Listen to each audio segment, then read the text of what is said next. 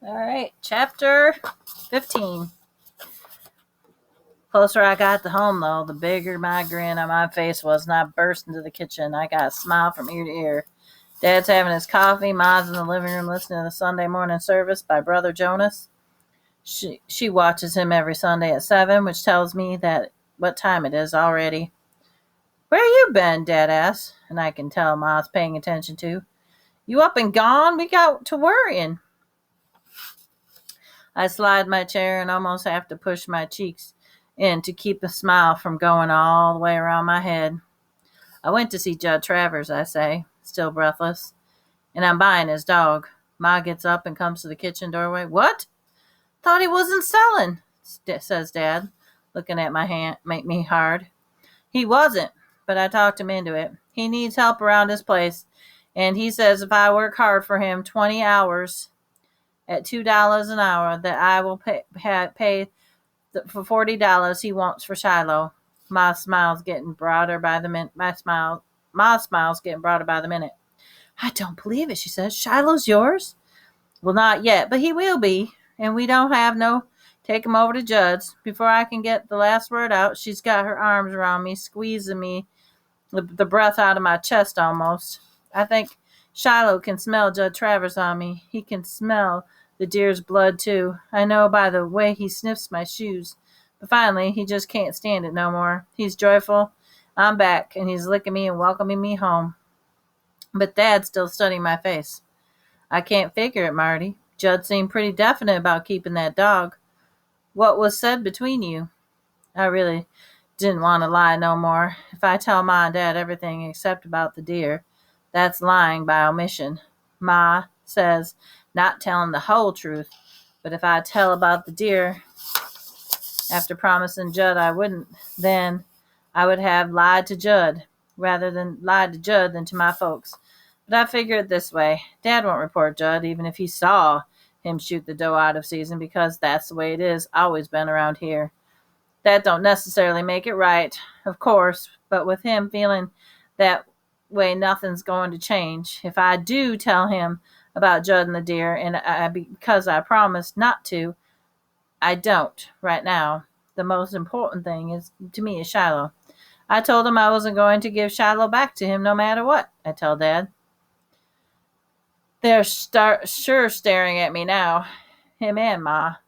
You said that to Judge Travers? Dad asked, scooting back his chair. Only thing left to say. Only thing I could think of to do. I hadn't tried already. I wasn't going to tell him he could take me to court, and I'd tell the judge how he kicked his dogs, but didn't have to go that far. Guess he needs help around his place.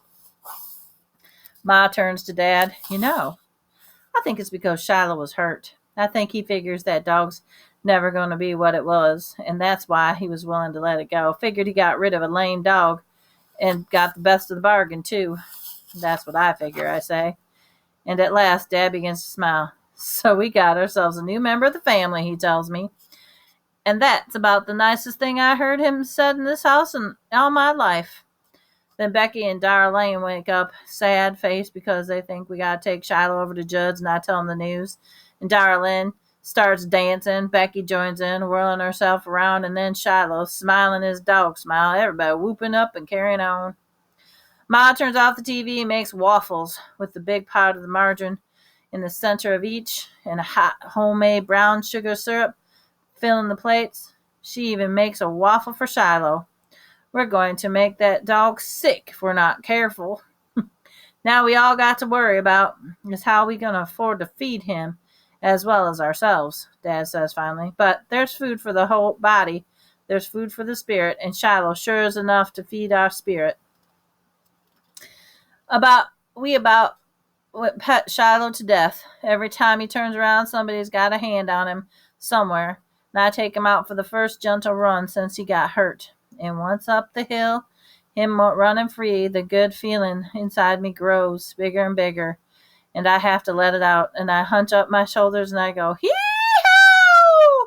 Shiloh jumps and looks at me. Hee-haw! I go again, out of joy and jubilation, the way they do in church. And suddenly Shiloh joins me with a bark, a pitiful kind of bark. Like he's got to be taught how, but it's a happy bark, and he's learning. Only bit of sadness left for me was that deer. Wondering, too, about whose business it was when someone breaks the law. Wonder if Dad wouldn't never tell me Judd no matter what he'd done, but he would. There's got to be times that when one person does is everybody's business. Monday afternoon at 3 o'clock, I'm waiting on Judd's porch. When he pulls up, all his dogs are chained out in the side of the house, and they get to barking like crazy. I don't even try to get near him because a chained dog can be mean.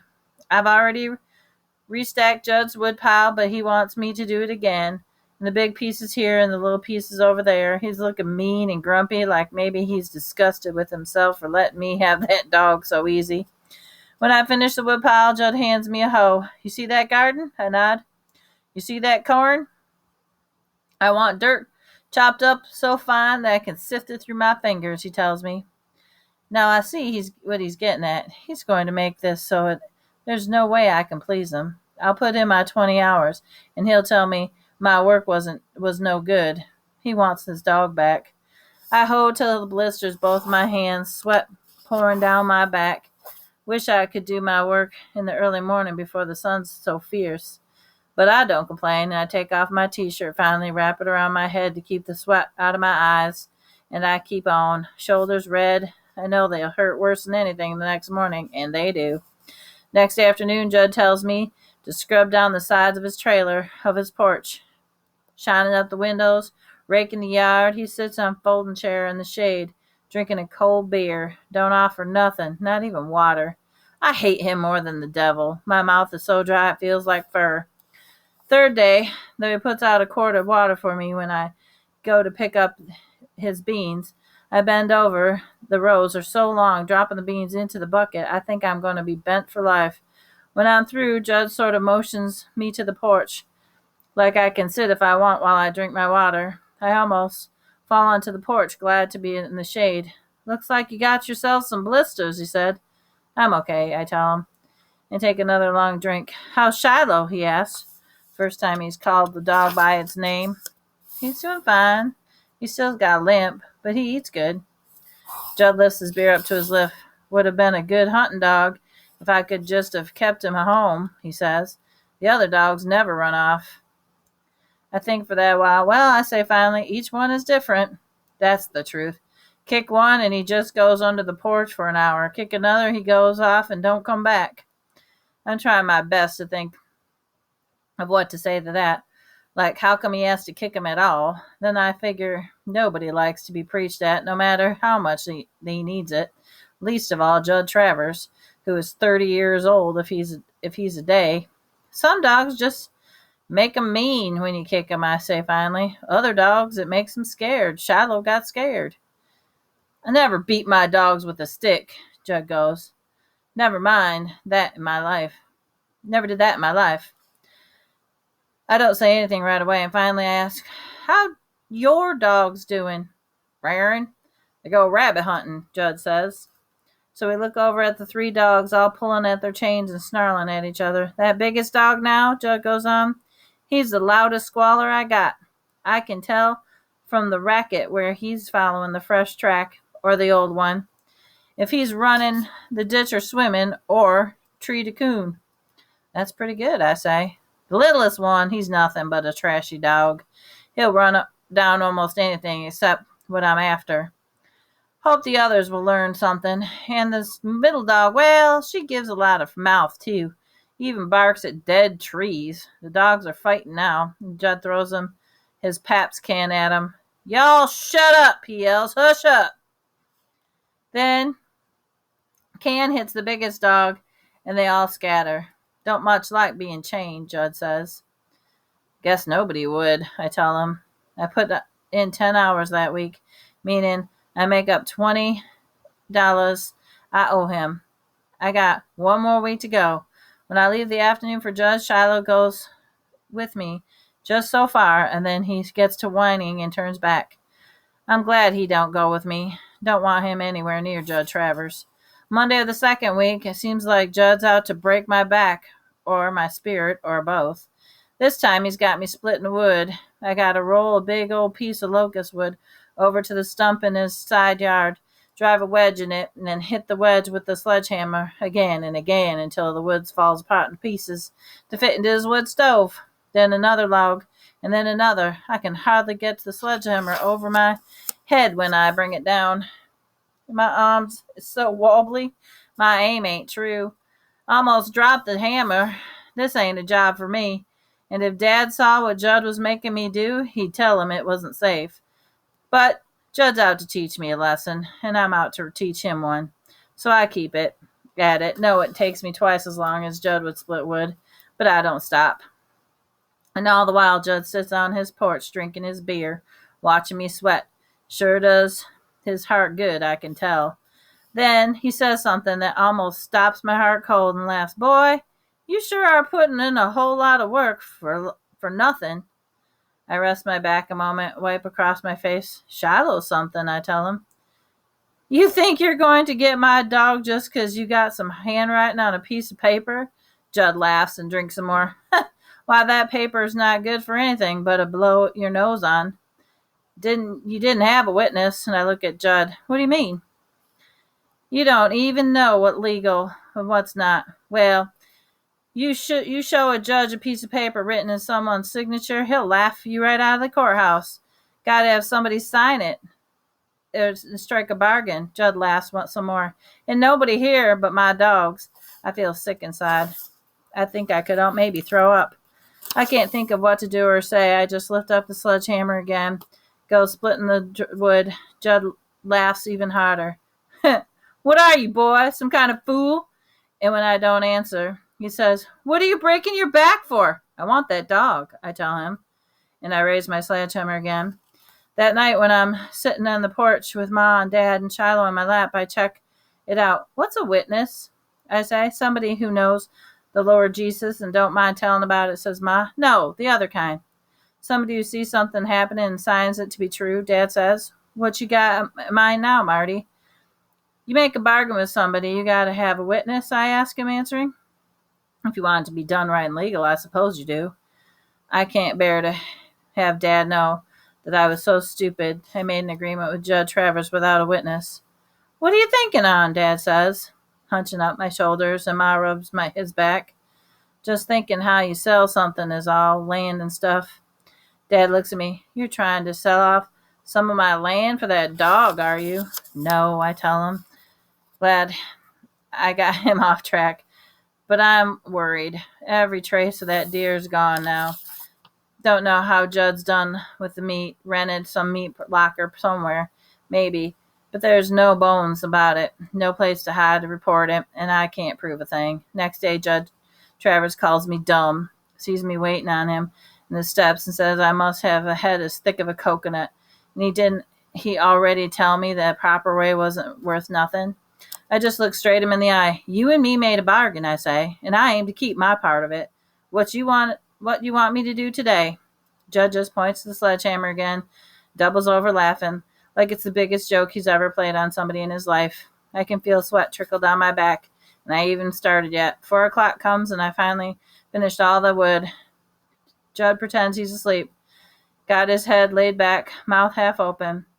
And I know it's just another way he's got to trick me, wants me to sneak home. And then he'll say I never kept my part of the bargain. So I go into his shed, put the sledgehammer back, take out the sickle, and go tackle the weeds in his mailbox. Work them weeds a whole hour. And then when it's 5 o'clock comes, I start back towards the shed. I see him watching me, and I walk over. Sickle's getting dull, Judd. You got to get a whetstone around. I could sharpen it for you. He studies me for a long while. In the shed, he says. I go get it, sit out there on the stump, running the whetstone over the blade. It's past 5 o'clock, says Judd. I know, I say. I ain't going to pay you 1 cent more, he says. It's okay, I tell him. Never saw a look on a man's face like I seen on his. Pure puzzlement is what it is. Thing is, I decide on when I head for Judd's again the next day. I got no choice. All I can do is stick to my side of the deal and see what happens. All in the world I can do. If I quit now, he'll come for Shiloh. And we're right back to where we started. I don't want to make him mad. No use in having a winner or loser.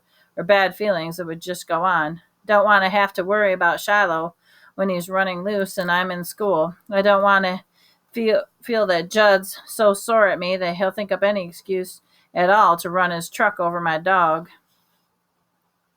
Only a sign in the world that we're making progress is that water Judd puts out for me. This day, it even has ice in it, and Judd don't say one word about the witness. In fact, when I'm through working and sit down on the porch to finish the water, Judd talks a little more than usual. Only bond we got between us are dogs, but at least that's something. I decided to say something nice to Judd. Tell him how good looking the dogs are. Giving a compliment to Judd Travers is like filling a balloon with air. You can actually see his chest swell up. 4:30, 4:45, he says, when I tell him about the dogs. Those are their names right now. It's what I paid for them, he says. If they had a little more meat on their bones, I figure they'd be best-looking hounds in Tyler County, I tell him. Judd sits there, turning out his beer around his hand, says, maybe they could use a bit more fat. I nurse my water along a little, too. When you first get him interested in hunting, I ask him, your pa take you out when you were little? Judd spits. Didn't know a man could drink a beer and chew tobacco at the same time, but Judd does. Once or twice, he says. Only nice thing about my dad I remember. It's the first time in my life that I have ever felt sorry for Judd Travers. If you weighed it on a postal scale, you could hardly move the needle at all, but I suppose there was a fraction of an ounce of sorry for him somewhere inside me. When I thought of all the things I'd done with my own dad and how Judd could only remember hunting, well, that's pretty pitiful for a lifetime. Thursday I got there, Judd's meanness has gotten the best of him again, because I can see he's running out of work for me to do, just giving me work to make me sweat. Dig a ditch, dump a garbage, he says. Hoe the cornfield again, scrub that porch, weed the bean patch. But close to 5 o'clock, he seems to realize that I'm only going to be there one more time. I'd worked real hard that day. Did anything he asked me to and done it better than he asked me to do it. Well, one more day, Judd says, and I sit down at last with my water and him with his beer. What are you going to do with that dog once he's yours? Just play, I tell him. I love him. We sit there side by side while the clouds change places and puff out and the wind blowing them this way and that way. And I'm wondering how things would have turned out if it hadn't been for that deer. If I just knocked on Judd's door 2 weeks ago and told him what I was giving Shiloh up, what would have happened then? To tell the truth, I think Ma's right. Judd would have sold him to me by because of Shiloh's limp. Judd's the kind that don't like that dog the same. He don't want a dent and a scratch of any kind in his pickup truck. Makes him look bad, he thinks. His truck's got to be perfect to make up for all the ways Judd's not. The last day I work for Judd, he inspects every job I do, finds fault with at least the little things.